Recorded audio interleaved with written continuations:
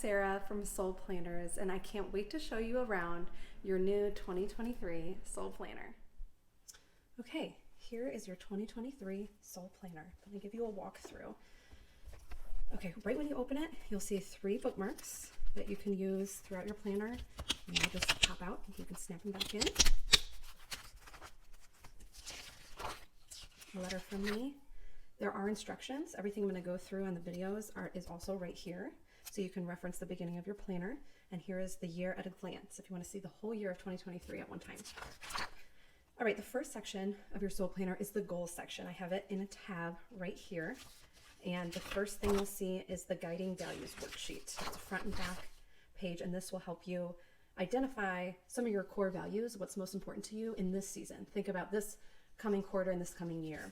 And then there is a deep dive guide into goal setting right after that. And that's the goal setting section. And here is the quarterly goal pages. So this will take your overall annual goal that you'll identify through these pages, and then it helps you break it down by quarter. And each quarter you're going to come back to this section to reference your goals, to check up on them, to see where you're at, and to break them down. So this is quarter 1, quarter 2, quarter 3, quarter 4.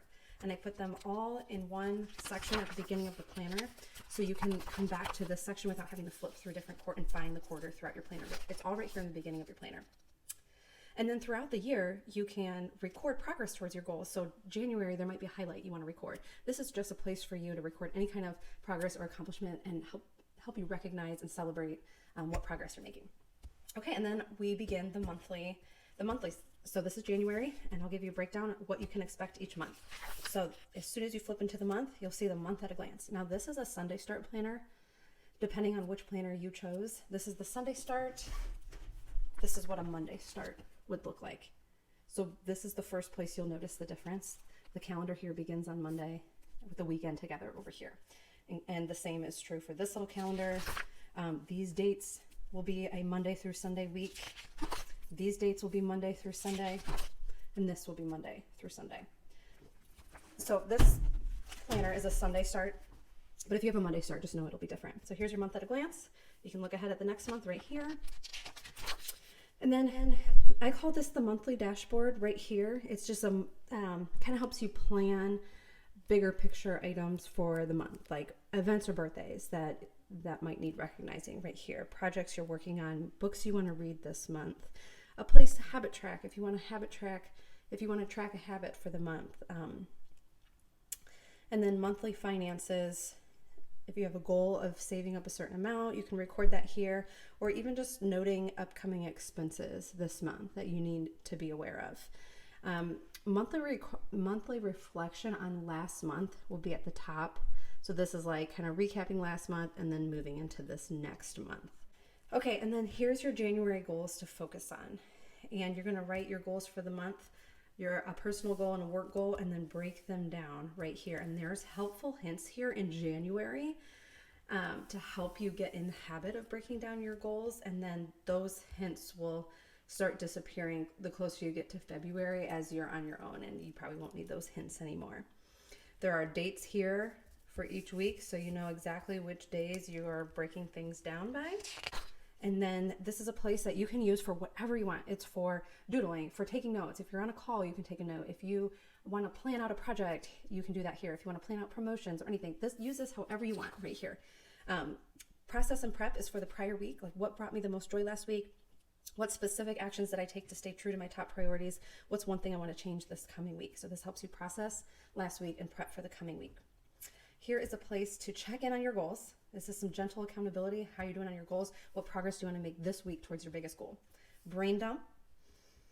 Rank your to-do list based on the priority. There'll be a separate video on this specific process, but this is where you would do that.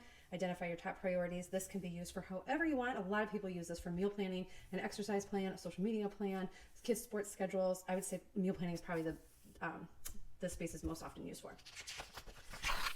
And then here's your week at a glance. These are half-hour time chunks. There are 6 or 7 spots up here for you to write your to-do list for this specific day. This is new this year. You can look where you're at. in the month. This is the month of January, so there's a little January here. Places to write notes here, here, and here. This can be habit tracking for being active or exercising, water intake, or for this one I left blank. You can use that however you want. And then the week repeats. So then you'll see this process and prep page, your brain dump, looking ahead, check-in, kind of prioritizing. You're usually spending time on this page on Sunday, getting your week ready, and then living on this page throughout the week.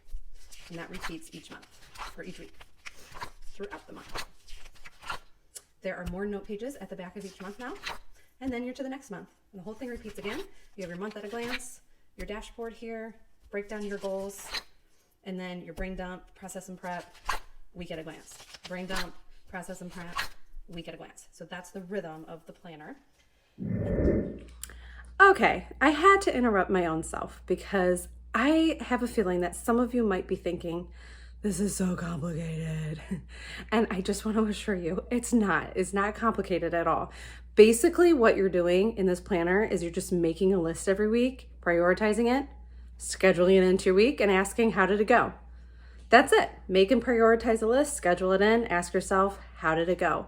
And you do that over and over and over. Then that's not complicated. It's not complicated. So I just want to make sure you're not overwhelmed.